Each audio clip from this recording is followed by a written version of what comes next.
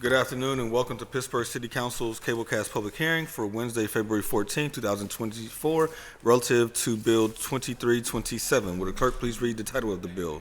Bill 2327, Resolution Approving a Conditional Use Application under the Pittsburgh Code Title 9, Zoning, Article 6, Chapter 919, Section 919.03, Point P, Point 2, Point B, for the Stadium Authority of the City of Pittsburgh property owners for authorization to operate a major public destination facility electronic sign, large video display at West General Robinson Street and Mazeroski Way, Block and Lot 8K36, zoned RIV NS, Riverfront, North Shore, 22nd Ward, 6th Council District. Thank you very much. We are joined by Director Lehman as well as Mr. Fracker. If there's anything you want to present before us, and then we'll turn it over to any presentations from our guests.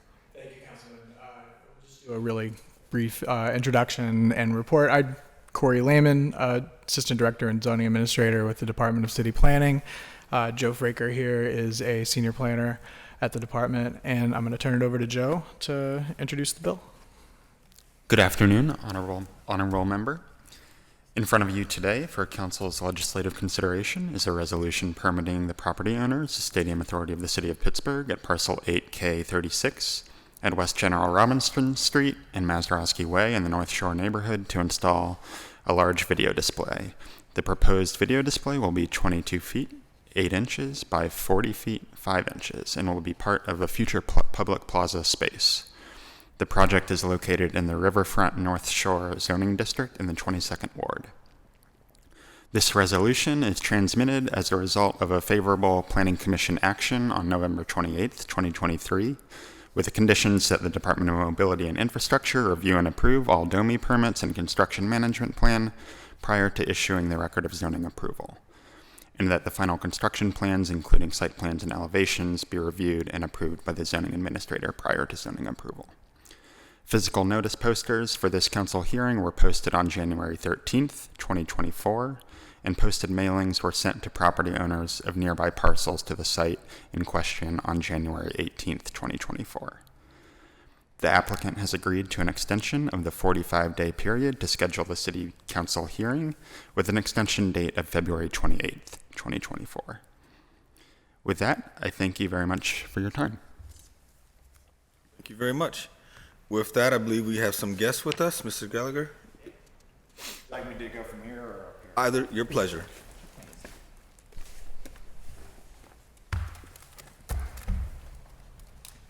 Well, just before we start, I am handing out a narrative that outlines the project. This is Sean Gallagher, Canninger, Soul and Rooney represent the applicant, North Shore Hospitality. Just for the record, we prepared a narrative and exhibits in support of our application, and we have a presentation up on the board. This is a plaza that is, I'm sure everyone is aware of. It's being developed at the corner of West General Robinson and Mazeroski Way. This is a large video display. It's a great project. This is a very important piece of that project. We've had a very robust community outreach process. I've provided our letters of support, but in addition to getting a unanimous recommendation from the Planning Commission, we've also met with the Northside Leadership Conference, the SEA, the Stadium Authority, the Steelers, Rivers Casino, Continental, the Science Center, and the Warhol, all of whom are very supportive of this project. And with that, I will turn it over to Mr. Joe Luzio from Barker Nestor, who I believe is participating via Zoom. And he can yes, can you guys hear me? Yes, we can. Awesome. All right. I can see you guys as well. So, hello. Thank you for the introduction, Sean. As he had mentioned, it's a spectacular plaza planned for this spot, and it's something that'll really help to invigorate the area, the North Shore. So this is regarding the video board, and we had received the approval from, or the positive recommendation from Planning Commission. And so as you can see here, It's part of a kind of a development that's kind of started with the mixed use building there, started really with the garage. Now the mixed use building is nearly complete. There's going to be a restaurant on the first floor of that opens up into a plaza that then has a food stand, as you can see there, and the kind of right in the middle of the screen there with a red with some red notes to it, and then obviously the video board that sits into a steel structure along the Champions Garage facade. One of the main points to this video board is to really create a watching plaza and an active plaza that's used for public and private use. Some of the main hurdles we had to go through for Planning Commission were to get to make sure that it adhered to the zoning code, which had a view from any roadway over 35 miles an hour. So that I think the only stretch of that was applicable is the 279 highway there, which you can see on the kind of the right side of the screen, which we'll get to in a couple other slides. Yep, and then thanks, Colin. Moving forward through the presentation here, a couple of different views of the video board from various spots in the plaza. One of them, additionally, with the component to the view of any roadway with the speed of over 35 miles per hour, to help with that code application of the zoning code, we have a couple different kind of shielding elements that we've applied with this video board. One of them, as you can see on the section to the right, is taking that video board and canting it downward so that the light emitted and the view emitted is a little bit angled downward. And then it's also been recessed into the steel structure. It was originally planned to be kind of on the front face of that steel structure, proud. It's been pushed back so that the viewing angles, it kind of puts a little bit of a viewing cone on it so that the light and the video is not perceivable from some of the more extreme angles. Then to give you a little bit more of the context of the area, as I spoke to, there's the mixed-use building that was just built just east of the Hyatt Place that was existing. Champions Garage had been completed a couple years ago, which is northwest of the mixed-use building, and then the Entertainment Plaza is kind of nestled between the Champions Garage and the new mixed-use building directly across the street from the main entry, the Rotunda at PNC Park. You can see the food stand kind of mirrors the restaurant with the plaza splitting in between, kind of creating this view angle or this corridor between the video board and PNC Park, with a lot of opportunity for public and private use. Landscape plan here, I'll open the floor up to Nina Chase, who's working with us as the landscape architect on the project. Twofold here, there's landscaping in the main plaza, and then across the street north and Red Lot 5, there's additional planting that was critical to reducing the visibility of the screen from Highway 279. It's also part of the Stadium Authority agreement to add a beautification to that area, which is currently a parking lot. So we're kind of utilizing landscaping to achieve both of those goals. And Nina, if you want to talk a little bit about those plantings and the strategy behind that. Sure, thanks, Joe. Hi, everybody. Nina Chase, principal and landscape architect with Mary Chase here in Pittsburgh. We're on the team as landscape architects, and I've been working with Joe and his team and the client team on the planting and layout of the plaza. For the planting, kind of twofold here, we're seeing the tree landscape plan for the plaza itself in the darker colors with the key on the right, but probably most importantly for this conversation, wanted to call your attention to the trees at the top of the page, the white pines.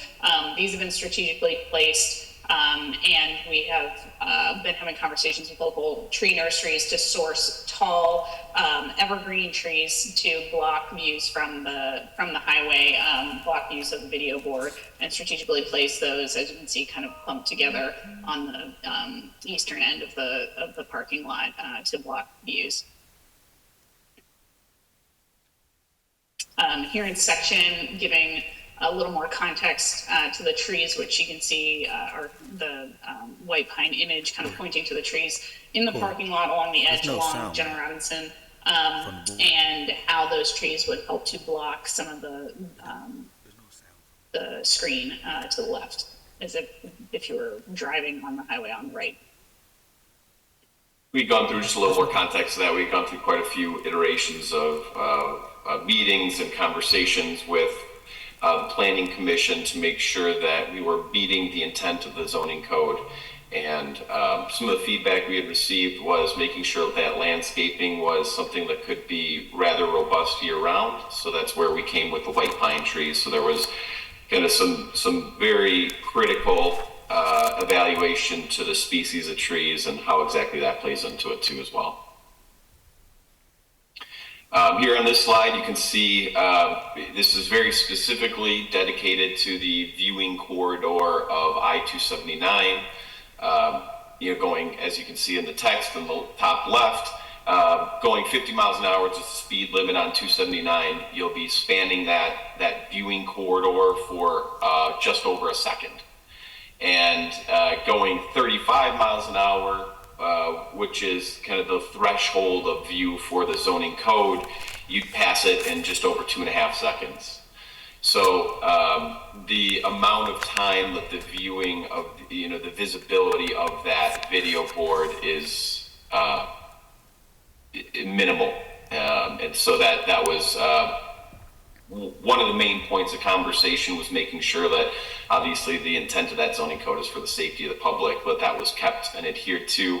And so through the Planning Commission, we had kind of taken quite a few angles with that and made sure that we had talked to some traffic engineers, experts, to be able to give a clear dictation of, acceptable public safety code interpretation to that zoning code, which is ultimately what we worked through and got the positive recommendation from their team. And so going into some of these slides, you can see in our renderings, you can see the angles as you kind of pass, and these views, as you kind of go through them, Colin, will be, I think there were 4 of them here, that this is where you would pass this little corridor in just over 1 second, and if you're going the speed limit. So I think it was like 1.6 seconds or so. So if you kind of time that out, it's a flash, and it is with the trees also blocking that visibility, it has,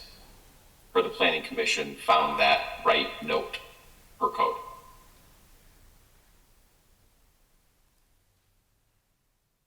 A couple other points here we had made.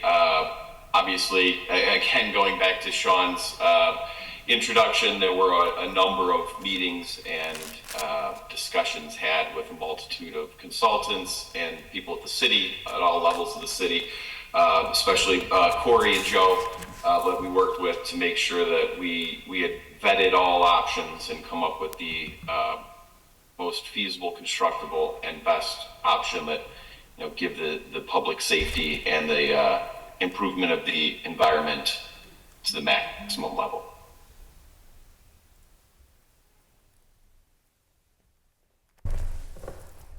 Included some sun studies that we had also done regarding shading and views, some of the other options that have been kind of discussed in that last slide, points that were brought up as we had talked to the Planning Commission between the 2 major presentations we had with them, kind of discussions on ideas that other professionals had offered and shared, and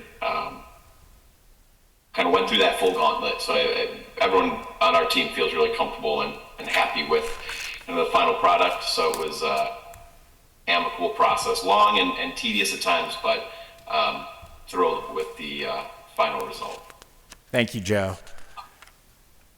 So that's the bulk of our presentation. I would note Mr. Luzio had mentioned working with our traffic consultant to make sure that there were no adverse impacts. And in the exhibit book that I handed out, exhibit number 2 is a memorandum from Langen Engineers, the traffic consultant who reviewed the project. And I also have the engineer here, but just to put into the record, They came to the conclusion that the proposed video board would not have any detrimental operational or vehicle pedestrian safety impacts. So with that, we believe the application complies with all the standards set forth in the zoning code, and would respectfully request the council approve the application. Thank you. Thank you. We will now move on to any public speakers that may be here. Are there any public speakers? If not, I have one question that came into our office. Will there be sound coming from the plaza? That's a good question. I believe there'd be sound, but it wouldn't be anything that would cause it. I mean, you're going to hear the sound of what's ever playing, yes. Right. But it's not. It's going to be super amplified. Right. Yes. That's the question. Correct. Okay. Thank you. We'll comply with all city code provisions. Thank you. I just wanted We to do have sound engineers on our design team that have evaluated, a full audio and visual impact to the area, making sure that adheres, like Sean mentioned, to all codes required. Okay. Thank you. I just wanted it on the record. With that, I actually have no other questions. I think it's an exciting project and look forward to it. What's the time frame? That's a good question. Q2 of next year, 25. Okay. Ideally for I'll say somewhat aggressive. Like it. All right. With that, having exhausted the business of this public hearing, this meeting is adjourned. Thank you very much.